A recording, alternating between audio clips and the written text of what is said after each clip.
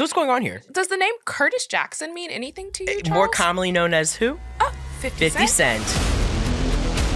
50 Cent has bought $2.3 million in cash. Of property in downtown Shreveport. Which is huge. Huge. Second largest black-owned one in the nation to Shreveport. Not New York, not Los Angeles, not even New Orleans, but Shreveport. To Shreveport. Hey guys, real quick, before we get into it, do us a favor and subscribe to our channel. That way you don't miss out on any of the tea. Thanks. Hey Charles. Welcome back. How are you feeling? How are you? You know what? I'm doing really well. How are you doing? I'm doing good as well. So I have a question for you. Yes. When's the last time you were in Shreveport? When was the last time I was in Shreveport? Good question, because our episode is about Shreveport. The last time I was in Shreveport was in 1998. That was some time ago. That was a long time ago. And the reason I was in Shreveport in 1998, and for those who are from Louisiana, you'll probably remember this, my family evacuated there for Hurricane George. That was a big one. That was a big one. That was barreling towards New Orleans. If I remember correctly, I think it veered at the last minute to Mississippi. And I remember it clear as day. It was a 16-hour drive, which is typically what's New Orleans to Shreveport? 3 to 4 hours? Maybe? No, it's like a 6-hour drive from New Orleans to Shreveport, yeah. 16. And we slept at the Ramada Inn. I remember that. And I remember the clear as day. And I remember my mom saying, I think that's enough Shreveport in my life. And, you know, Shreveport is interesting in many ways. And I'm glad that we're devoting a topic to it, although I haven't been in a long time. So, yeah, I was last there in 1990 for a hurricane. The urban system is intrigued from an academic perspective. Yes. So that's my experience and connection to it. What about you? What's your connection? Last time you've been to Shreveport? Well, my last visit to Shreveport's definitely been more recent than that. So I used to do quite a bit of work with rural hospitals in Louisiana. And so I did some work up in Spring Hill, Louisiana, which is even further than north than Shreveport, basically at the Arkansas border. Okay. And so I would sleep at hotels in Shreveport and then drive out to the hospital. Hotels in Shreveport. It's our common connection. Gotta love the Shreveport hotels. I also have a cousin that is based at Barksdale Air Force Base. Oh, yes. So we've gone a few times up there to visit with him and his family. So I've had a little more Shreveport experience in recent years than you have. But the reason why we've decided to talk about Shreveport today, Charles, right? It's the third largest city here in Louisiana. Tell us a little bit about some of what's going on there right now. Absolutely. Quick little insertion of a joke here. My favorite cultural reference to Shreveport is the movie Princess and the Frog. A personal fave. Right. Which is more so set in like New Orleans and Cajun country. But there's a line in the movie where after Princess Tiana goes from New Orleans to the Bayou, she meets all the characters and one goes, "Oh, shoot, y'all from Shreveport?" And that movie came out when I was in college, and I remember everyone being like, "Wait, what?" And that line has stuck with me ever since. So that is my favorite cultural reference of Shreveport. Of Shreveport. Right? Immortalized in Princess and the Frog. And in terms of like urban development of Shreveport, I had a friend in grad school who was teaching a course, and she was talking about kind of cities that are experiencing extraordinary urban growth and revitalization, and the student raised her hand and she said, "Oh, so like Shreveport." And it was kind of like we were thinking more like New York, Chicago, and she said Shreveport. And it was kind of this joke that we've had for years. But all the jokes aside, Shreveport is an important city in Louisiana. Yes, it is. Because to go back to your point, it is the third largest city, right? So New Orleans, Baton Rouge, Shreveport. And it's even probably geographically more important because while the first two cities anchor southeast Louisiana, this anchors northwest Louisiana. Yep. Right. There's a very defined downtown. You can see some tall buildings and whatnot. Yes. A lovely river walk. And again, in terms of like economic importance to the state, that it's it's the third one, right? And what's happening right now is, like other cities, big and small and in between and mid-sizes, they have had decades of struggles of their downtown with efforts to revitalize the downtown, right? And two kind of interesting specific examples are, interestingly enough, they're two big high rises, right? One of which is not yet coming to fruition, or is about to come into fruition. So the tallest building in Shreveport it's called the Regents Tower. It's at 25 stories tall. It opened in 1986. And that building is very symbolic of the struggles of Shreveport and mid-sized cities, in that that building's struggling. It's struggling to pay their bills. It's fallen into receivership. So there's kind of a lot of the vacancy rate is pretty high in that building. Yeah. And again, that's their version of One Shell Square, Hancock Whitney Center, right? Once again, exactly. Showing my colors, Charles. right? So that's a big deal, because that's where a lot of the oil and gas firms and whatnot, and those jobs have declined. So that's building. But in more positive news, and very recent actually, is the state this past week passed and finalized a $75 million bond to build a beautiful new state-of-the-art government building in downtown Shreveport. So it's repurposing an old 1960s building, very mid-century modern, and it's beautiful. It's very modern, glassy, landscaping, and there's been a lot of struggles for the past few years, but it finally passed this past week. And that is seen as kind of an impetus for revitalizing downtown, because they're going to relocate hundreds of workers into that building. Right? Yeah, absolutely. So again, I just referenced those two buildings because they're more or less symbolic of these efforts to revitalize what isn't necessarily a big city, but it's still a city nonetheless. It's still a significant city, yeah. Right? And, like most cities, the majority of jobs are in that part of downtown. Right. So again, we're really focusing on this city because of the important role that it serves in this part of the state. And I guess to give our listeners some background, some context, because not everyone might be familiar with Shreveport and how we ended up in this place, right? To your point, many of the jobs that were in buildings like Regent's Tower were oil and gas jobs. And we've definitely seen the shift in oil and gas's presence from a corporate standpoint here in the state of Louisiana. And so the way that we've arrived at this place is definitely sort of the decrease in that industry here in our state, which is, really unfortunate, because that was such a cornerstone of our economic development and our economic drivers, not just in New Orleans. Because again, I think a lot of times people talk about New Orleans and how certain businesses left after the oil crash, but it affected Shreveport as well. Yeah, it impacted the state more broadly, and that's what we're seeing in downtown Shreveport. I think another thing to also mention is Shreveport's proximity to Dallas and to Texas, and a major thoroughfare moving through a large major American city, right? So Shreveport is such a really important part of the economic structure of our state. Absolutely. And so seeing investment, particularly at the size of and scale of what we're seeing with the state offices coming, is so significant, because that is our state saying, we believe in this city, we believe in this downtown, and we're going to put our money behind that and really work towards revitalizing that and helping it come back, which is critically important. In our last episode, we talked about infrastructure dollars coming into our state, jobs and things being created by that. And I think, seeing these initiatives in Shreveport kind of go hand in hand with that. It's so important that we are creating those types of projects to draw people into our cities, but also to create jobs for the folks that are living there and are, really struggling as we see these changes in our downtown spaces. As certain types of industries move out, how are we attracting new industries in? I agree. And, I must admit that in anticipation of this episode, I did a lot of Google Mapsing. I learned that kind of the main thoroughfare is Texas Street, if am I correct, in downtown Shreveport. The architecture is really pretty. Shreveport's a gorgeous city. The architecture of downtown, it's a smaller scale of like what you would see in New Orleans or even Baton Rouge, I guess.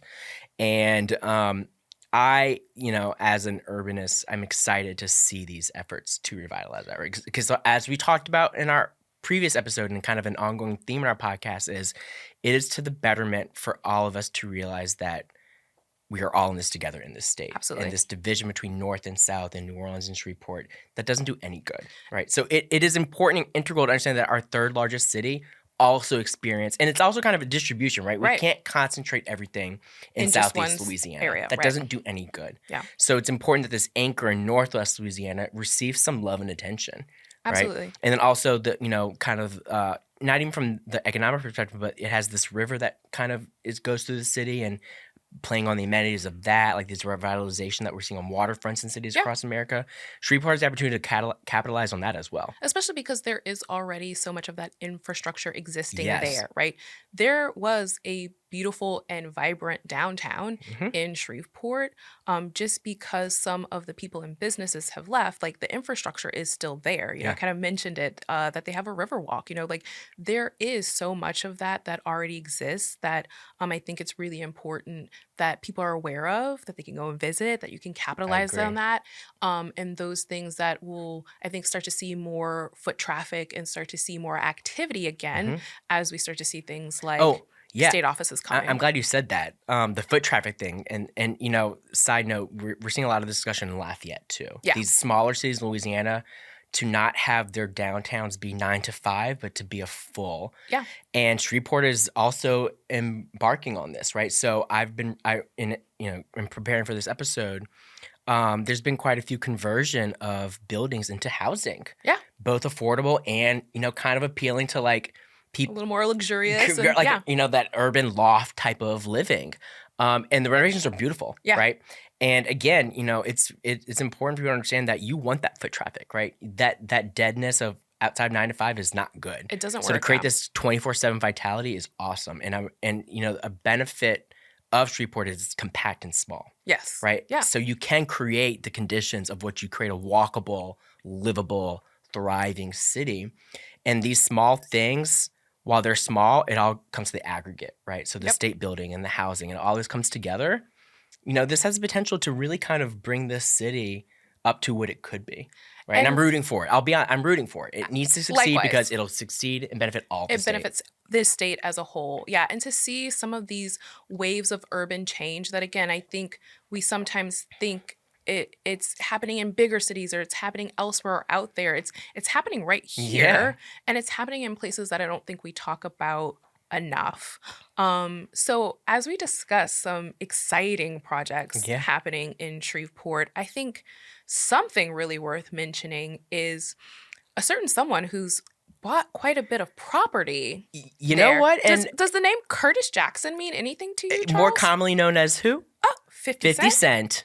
Yes. Y'all, there's some interesting developments going on. I don't know if a lot of y'all know out there, but 50 Cent has bought $2.3 million in cash of property in downtown Shreveport. Right, which is huge. Huge. A big part of that purchase is his what's going on here? His G-Unit Studios, right? So for folks who may not know or only know 50 Cent as a musician, in recent years, one of the things that he has branched out into is film and TV production.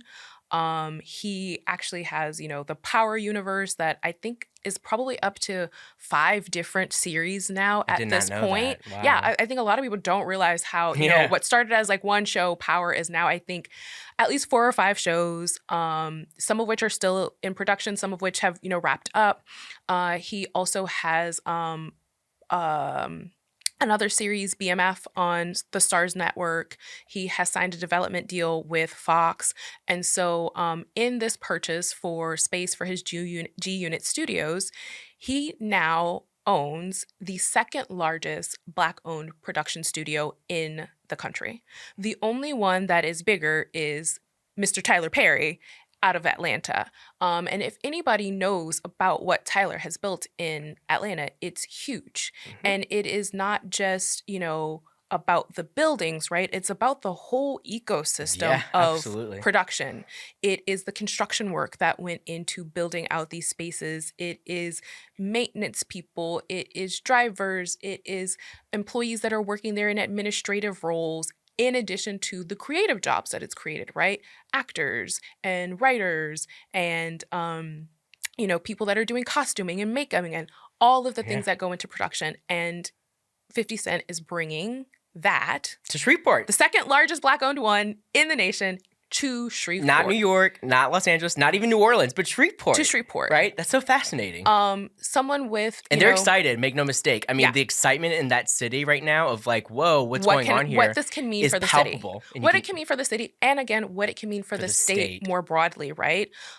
So when we talk about something like this coming and this influx of activity, this is something that he wants to start production on scripted series and film by January of 2025. Oh, no, that I did not know. So Interesting. that's huge. Yeah. And it is exciting to see again because when you look at what's comparable in Atlanta with Tyler Perry Studios, what that could mean to the community, what that could mean as far as job creation, and it's no small thing, right? Tyler Perry has a development deal with Netflix.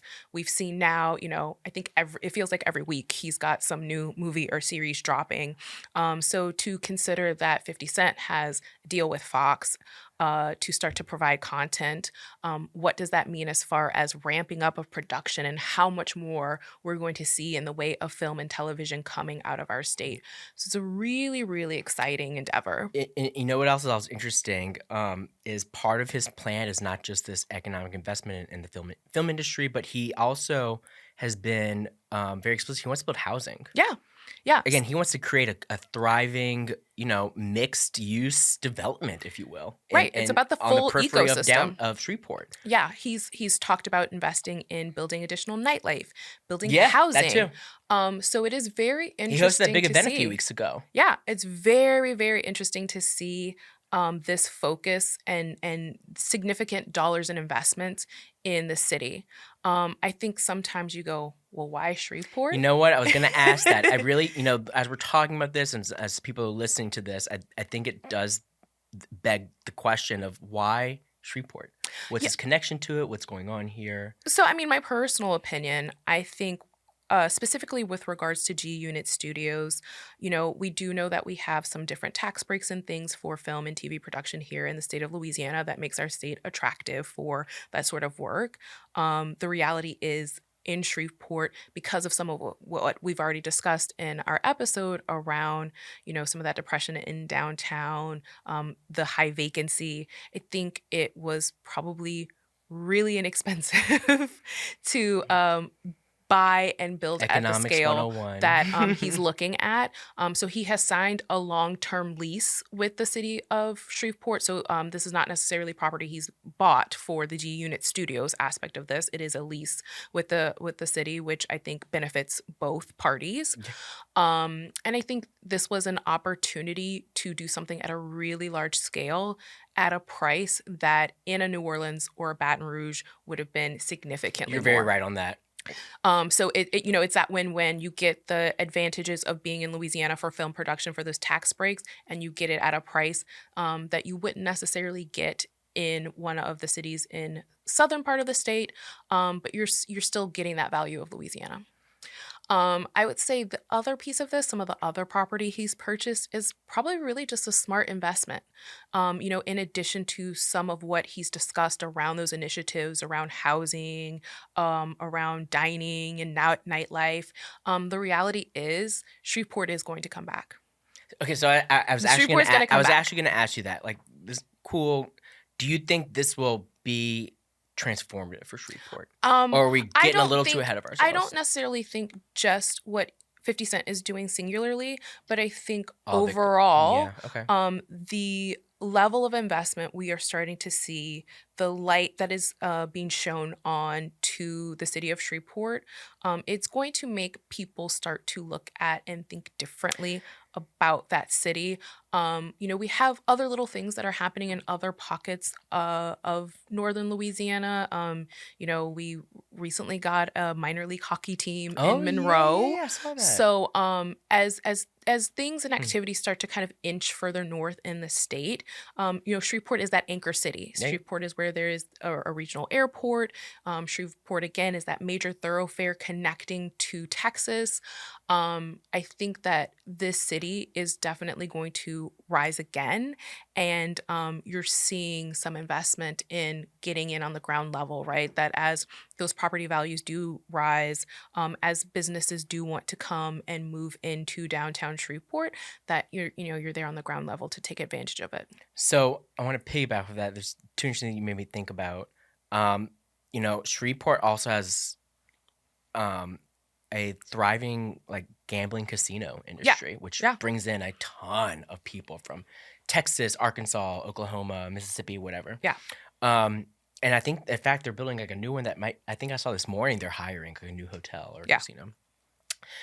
Which leads to my second point is, and I just thought of this actually. I'm very curious if Shreveport has the potential to replicate what we're seeing. I'll use the West, for instance, Mhm.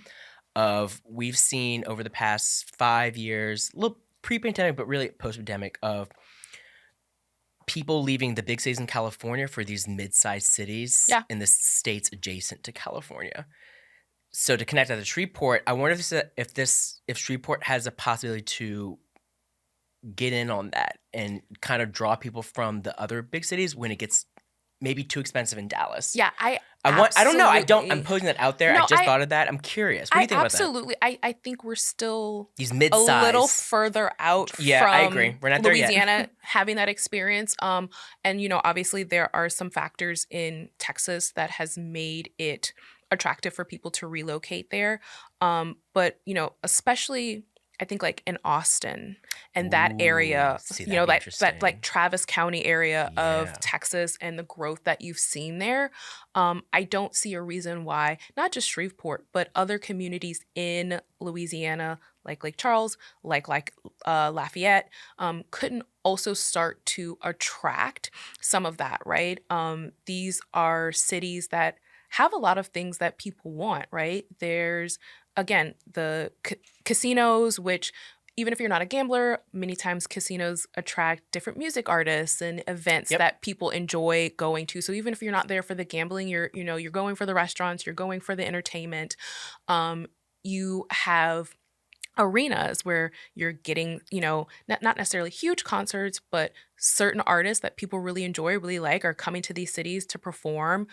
So you already have some of those things there, the community aspect, the safety aspect that people are often looking for sometimes. So a lot of, I think, those components from a cultural and social standpoint that have attracted people to some of those communities just outside of Austin, just outside of San Antonio, that you're starting to see really exponential growth in Texas. Some of those still same things exist in these communities here in Louisiana. I think there's a lot of work that we have to do in the way of education and healthcare and economic opportunities to attract Become an attractive businesses, place.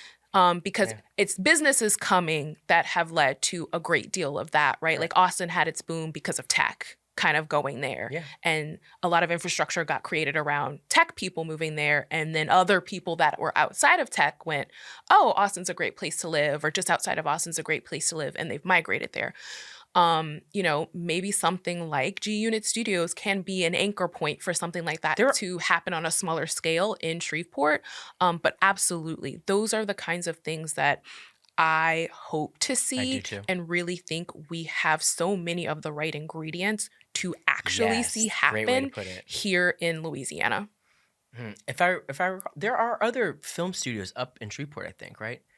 That I'm I not think there sure. was a smaller one where they actually produced a film that won maybe a short film or something. If I'm not, I need to look into that. Yeah, and I know again, kind of sprinkled all throughout the state, outside of just New Orleans, right? We do have a really vibrant, independent film industry here in Louisiana. There are so many super talented, super creative filmmakers. I mean, not to shout out too hard, but even our own production company that helps us to produce our podcast, Comfy Yeah, Stone, they do, lots of work with small absolutely. independent films here in Louisiana. So I think like being able to create more of those types of opportunity not only helps to enrich what already exists here, but it starts to make us more attractive for bringing more Okay. people in from I outside. just want to not necessarily this topic's focus, but related, is we just entered a special legislative session Yep. where the film tax breaks are up for debate. For discussion, yeah. That's a longer conversation, very, very clearly so. But that is going to play a huge role in kind of, the trajectory of where some of the this three goes. big cities in Yeah, the state absolutely. in terms of the film industry, right? Because we have ascended to the top 5 states in terms of film production. Yeah. So that's going to be very important to watch for Shreveport and the rest of the state. And the state right? more broadly, yeah. So yeah, Shreveport, it's just an interesting city. I'm glad that we're kind of expanding what we're talking about. Yeah. Because we all need each other. And I'm super excited to watch what's happening there. Me too. I'm thinking a field trip. We should. I'll say at the Ramada Inn downtown. I don't know about the Ramada Inn, but we can. If it's still there from 1998. We could go pull the slot machines at a few of the casinos. I think that. there's a Margaritaville at let's go. You know what I learned? The original Superior Grill started in Shreveport. Shreveport. It did. I did not know that. And I thought that was really interesting. A little bit of Shreveport I learned trivia. a lot of things when I was preparing for this episode.